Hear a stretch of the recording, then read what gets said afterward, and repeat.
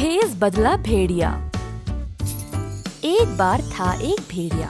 भेड़िया रहता था एक खेत के पास और रोज उस खेत पे नजर रखने लगा। भेड़िया था आलसी और उसको शिकार करने की हिम्मत नहीं थी, तो खेत में रहने वाले भेड़ों को खाना चाहा। भेड़ों की बुद्धि थी थोड़ी कम, किसी के भी पीछे पीछे चले जाते। किसान के पीछे जाते, किसान के बेटे के पीछे भी जाते थे और किसान के कुत्ते के पीछे भी जाते थे। जब वे अकेले होते तो बस बाकी भेड़ों के पीछे पीछे जाते थे। भेड़िया ने दूर से देखा और हंसने लगा।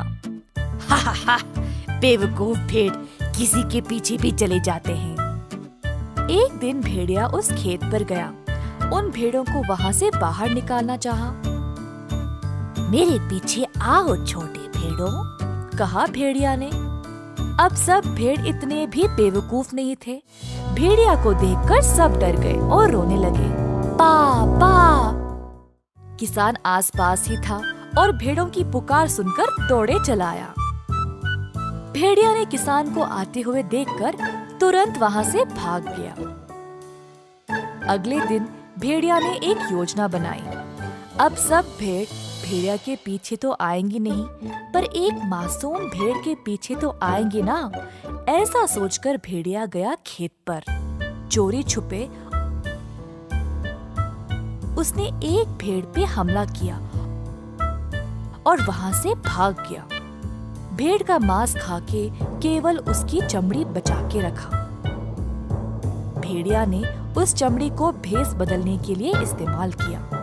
उसने चमड़ी पहना और अब वह भी भेड़ जैसा दिखाई दिया। अगले दिन भेड़िया खेत पर गया। प्रणाम मेरे भाइयों, क्या आप लोग मेरे दोस्त बनोगे? कहा भेड़िया ने। इस बार भेड़ों को डर नहीं लगा, क्योंकि वह उनके जैसा ही दिखाई दिया था। भेड़ चुपचाप भेड़िया के साथ चलने लगे। हुआ ये था कि उस दिन किसान के घर पे कोई दावत थी।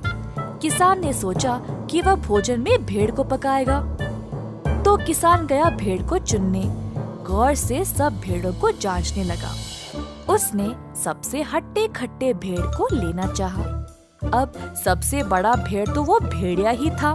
धीरे से किसान ने अपनी कुल्हाड़ी उठाई और झट सही समय पर कुल्हाड़ी चलाई और भेड़िया को मार दिया।